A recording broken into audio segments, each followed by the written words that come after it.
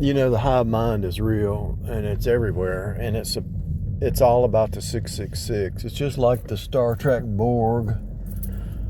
What does it say? Resistance is futile. You will be assimilated. And so that's what you're in. If you escape the hive mind and you get by getting saved, they don't want you to escape. They'll try to pull you back in, and they'll do everything they can to persecute you and chase you down. And it doesn't matter if it's a family member, a job, a community, social media. I mean, think about it. The hive uses social media to try to indoctrinate everybody.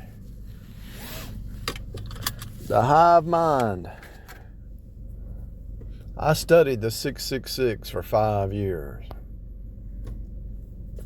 And the reason I did is because the Bible says count up the number of the beast. So I was looking around and I saw it everywhere.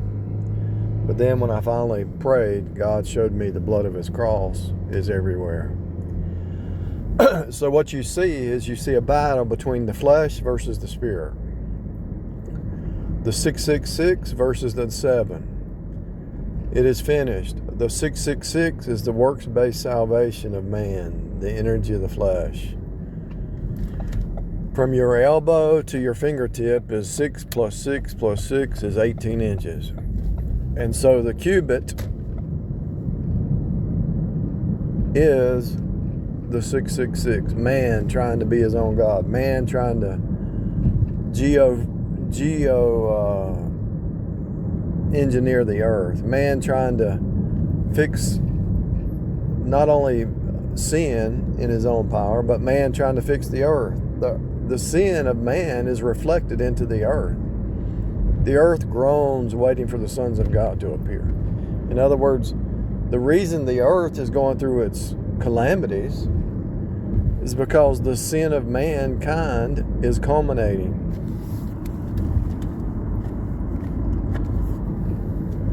Just like Jesus returning is a culmination of the ages, the sin of man is culminating. The ignorance of mankind, these scientists who give you a bunch of googly gook malarkey, think they know what they're doing, talking about, and they don't. They might do some stuff to make some air conditionings and refrigerators and some inventions, but all those inventions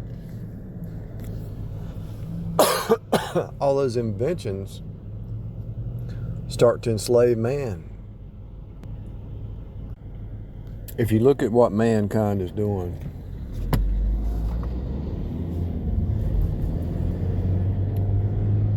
he's destroying himself through his technology. The plastic in the bottle, the plastic in your water because of plastic bottles, the plastic in your food. Everything that man does to make things easier ends up destroying himself in the long run.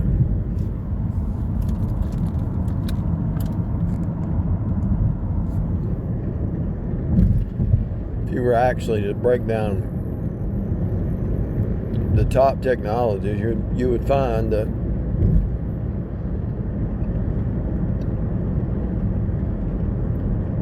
it's making you weak or making you dependent or something like that. It's like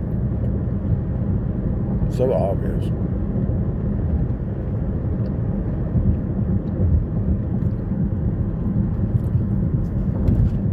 So obvious.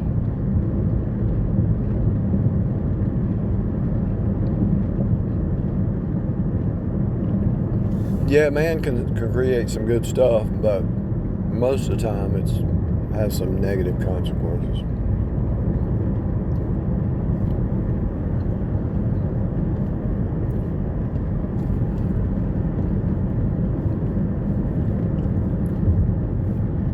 The worst thing man does is come up with doctrines of demons and doctrines of devils.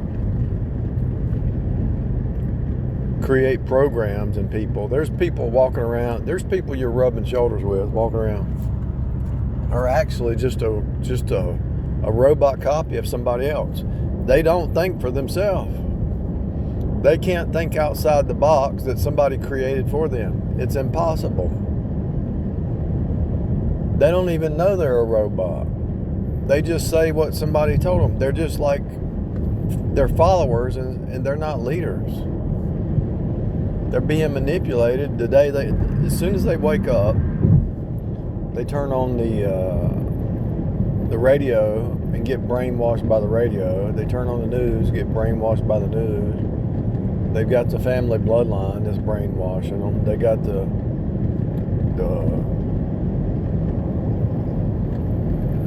their little network that brainwashes them. Their little church that brainwashes them. Their little box that they're being brainwashed into to stay in that box. And once they step outside the box, all the people in the box persecute them. Why would it be so hard for those people who want to leave the Christian Science cult, if that's what I think it's called, the Christian Science cult? Christian Science, is that right? Anyway, it's not even Christian and it's not science. But anyway, they want to leave that cult. Why is it so hard for them to leave and they get persecuted? Every one of them. Why is that? How's that even possible?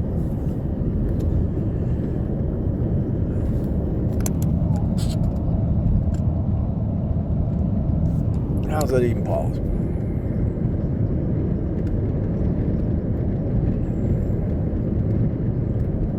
Because it's a big cult.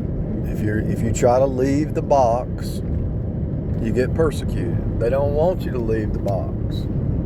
The box is designed to birth you.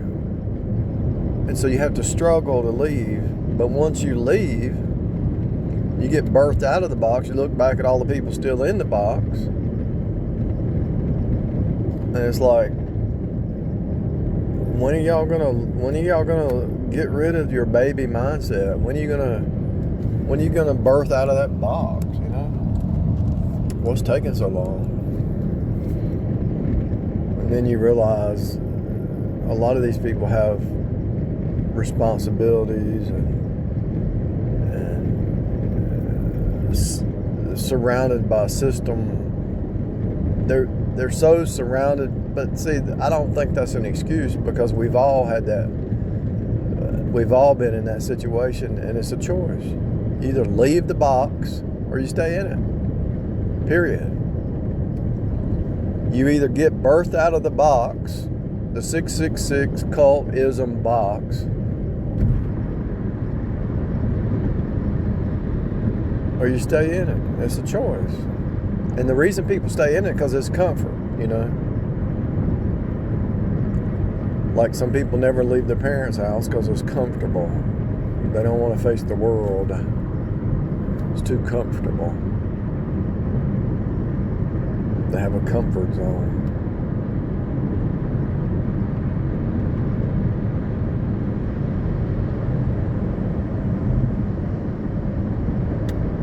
They get in this little comfort zone and they don't want to leave it.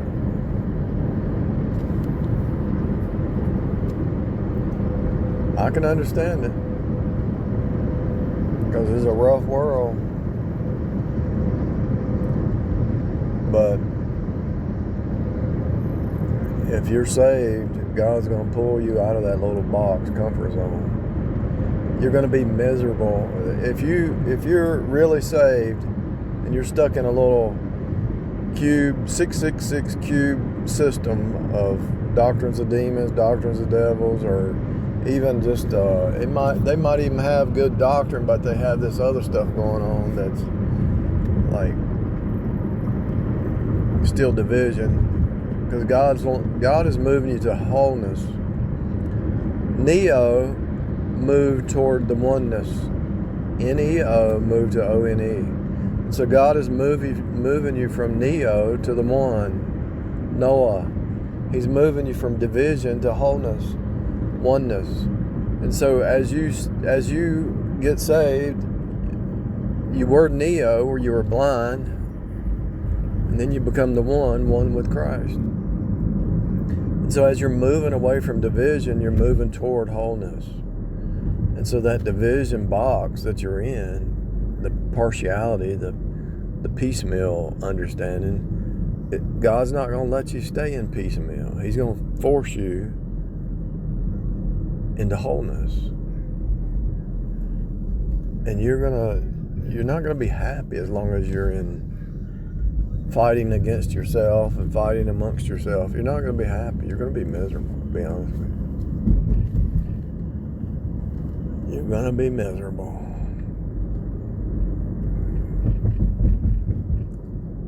The hive mind cannot function on their own, because they, think about it, when they're doing evil, they can't do it alone. They're always trying to pull you in to do evil with them. You see that in Psalms, you see that in Proverbs.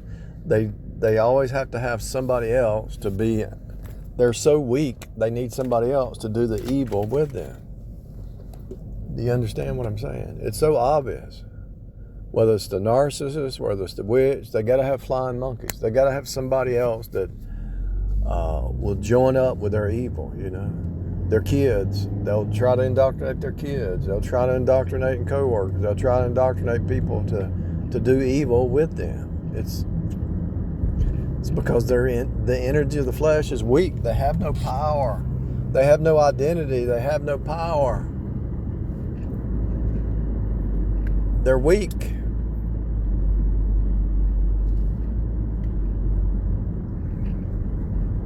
They're weak.